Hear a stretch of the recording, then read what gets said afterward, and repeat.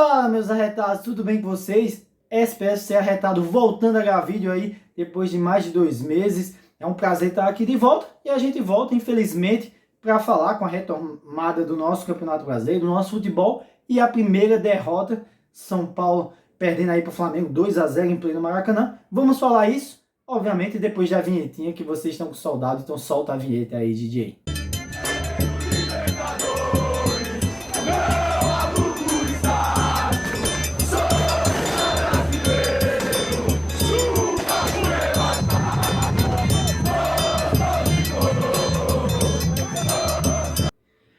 Hoje a vinheta, sem mais delongas, vamos falar desse confronto, um confronto, né, que como eu falei, marca o retorno do Campeonato Brasileiro e das competições aqui no Brasil. Aí vamos ter Copa do Brasil, vamos ter também Libertadores, né, competição sul-americana.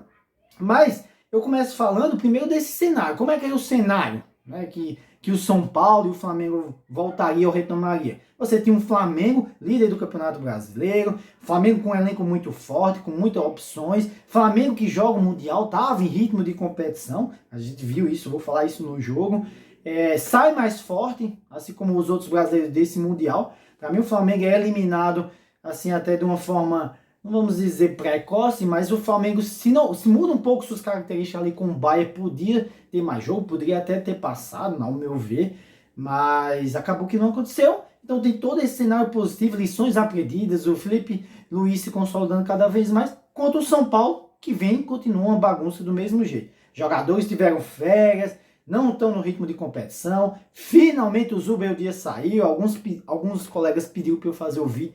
Eu peguei tanto ranço desse cara que não deixou, ele não agregou nada no São Paulo durante um ano, que eu nem fiz vídeo. Vem o Hernan Crespo, que na minha visão foi uma boa contratação, por mais que hoje tenha sido mal. Já vou cornetar aí, os meus colegas falaram de cornetar, que eu corneto, vou cornetar mesmo.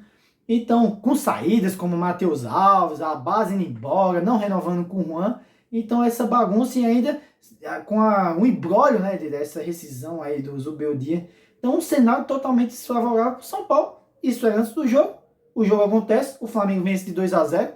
Como alguns colegas meus até falaram, achava que o São Paulo ia ser goleado. Eu não imaginava isso, mas deu o que se esperava, né? Um cenário antes e a realidade se confirmou. Agora, falando dentro do jogo, né? Isso sem olhar os extremos, o início e o final, falando dentro do jogo, o São Paulo inicia o jogo de forma com 3 zagueiros. Esse é o esquema do Crespo, totalmente defensivo. Então, até os 17 minutos, o São Paulo não toca na bola. E para o torcedor São Paulo, isso dói muito, pessoal, porque é um tricampeão, é um time de camisa pesada, enfrentando um time que tem muita qualidade, só que você entra como um time pequeno. Como eu falei, uma brincadeira até aqui no cartaz, é como se fosse o PSG contra o Alcântara brasileiro. A gente viu alguns cenários, obviamente não tão drásticos como o Alcântara, que era um time semi-profissional, mas o próprio PSG contra o Botafogo. O que aconteceu foi isso, o PSG sempre com a bola, quando o Botafogo tinha a bola, o Botafogo conseguiu produzir e fez um gol. Diferente do São Paulo. São Paulo sofreu desde o primeiro tempo, até com os 20 minutos, como eu falei, não tocou na bola. Quando conseguia sair, a gente esbarra com o André Silva, a gente esbarra com o Cédric, que são jogadores que não conseguem impor velocidade e qualidade ali no ataque. E aí, pessoal, eu começo a primeira cornetagem. O Crespo colocar o Oscar como segundo atacante. E aí é uma coisa que eu não entendo. E eu vou cornetar já que eu falei do Zubeldia. Você tem um cara que você contrata que, para mim, o Oscar já foi entre, se não top 5 melhor meio de campo do mundo, um top 10. Isso eu tenho quase certeza. E você contrata ele. Aí vem um danado de um técnico, que era o anterior, bota ele como ponta. E o outro que aparece ali, ela bota como segundo atacante. Então, assim, eu entendo a limitação do elenco do São Paulo, mas não dá para ser assim. Quem me acompanha aqui no canal vê que nas primeiras partidas eu critiquei muito o Oscar, porque ele estava na posição errada. Depois, quando ele foi recuado, foi colocando no meio de campo, o Oscar faz o que ele sabe fazer. Obviamente, ele é fora de ritmo, voltando de lesão, mas tem que jogar no meio campo. E assim o São Paulo sofreu o primeiro tempo todo. O São Paulo só não sai derrotado de 2-3-0 já no primeiro tempo por algumas defesas do Rafael. Início do segundo tempo, aí eu critico também. Não funcionou nada no primeiro tempo, o Crespo volta com a mesma escalação, com os mesmos esquema tático, vendo que ele não funcionou, com o Oscar como atacante.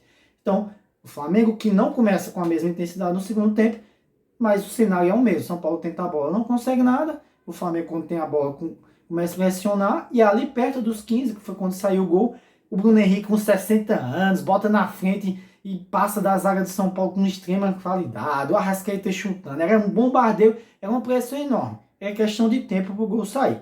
E aí, no piscar de olhos, e o gol do Luiz Araújo, que sai no chutaço, um golaço, ele mostra muito a realidade do Flamengo. Você tem concentração ali, você tem que estar concentrado. O Flamengo teve chances e desperdiçou até dentro da área. No primeiro tempo, o Gonzalo Plata teve uma chance incrível. Pode errar uma ou outra, mas não vai errar tantas. E numa dessa, numa criação, o Marco Antônio, que não estava muito ligado, não marcou ali o Luiz Araújo e ele faz um golaço. 1-0, o São Paulo tem que sair. E depois desse gol, pessoal, aí é onde o Crespo vai mudar. E veja o quanto o São Paulo melhorou. Obviamente, o Flamengo cansou. Mas só o fato de você botar o Ferreirinha, e aí o Crespo ele vai ter que entender. Eu já falei isso anteriormente, já vim falando. O Ferreirinha com uma perna, ele é muito melhor do que muitos jogadores de São Paulo. Porque ele passa por um, passa por dois, e aí não adianta ele passar por um, passar por dois, e dar a bola para o André Silva que não sai nada. Então o Ferreirinha não pode ser reserva nesse time, nem com uma perna. A própria mudança do Bombadilha pelo Marco Antônio, que não funcionou, porque se você entra com 3 zagueiros, e aí é outro ponto também que você tem que entender. Você entra com 3 zagueiros, você tem 3 zagueiros lentos, não tem 3 zagueiros de características diferentes, que o ideal é você ter um cara com velocidade, um cara mais posicional, como aquele time tricampeão da gente. Quem não lembra, Lugano, Pirulito, Miranda, então cada um com sua característica. O São Paulo hoje não tem esses 3 zagueiros, porque o Sabino não dá para imaginar que ele seja um zagueiro do nível de São Paulo. E aí você tem 2 laterais ainda que não apoiam, porque o Enzo e o Cedric teve uma chance no segundo tempo que é de dar nos nervos. O cara é lateral direito, a bola cai na direita dele, ele puxa para a esquerda para dar um balão, então não tem condição. E aí também não é culpa do Crespo. Mas a gente talvez tenha outros caras que podem exercer essa função de ponta.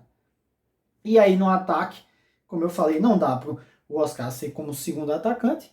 Então você tem que recuar, foi quando o Ferreirinha entrou. E o Rian, por mais que não esteja preparado, que eu acho que esse menino não tá, tem que dar uma chance dele ser titular, de errar, de continuar no jogo, porque com uma perna também ele tem muito mais qualidade do que o André Silva.